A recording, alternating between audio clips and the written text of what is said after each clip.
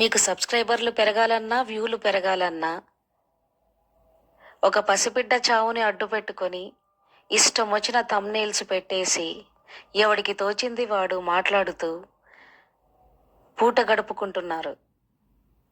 కానీ మరణం అనేది ప్రతి ఒక్కరికి జరగాల్సిన ఒక తంతు. అది గనక లేకపోతే ప్రతి ఒక్కడు రాజు అయ్యేవాడు. కానీ మరణం దాన్ని ఆపేసింది. మనిషిని అనగదొక్కేది మరణం. ఆ అమ్మాయి అనుభవించిన కష్టం, మరణ సమయమందు ఒక్కసారి ఎవడైనా తలుచుకొని ఆలోచిస్తున్నాడా?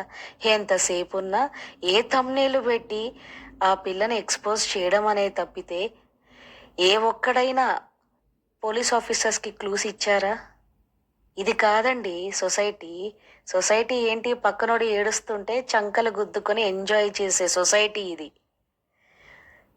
ఈ బిడ్డకు న్యాయం జరుగుతుందా? కనీసం ఈ బిడ్డకైనా న్యాయం జరుగుతుందా?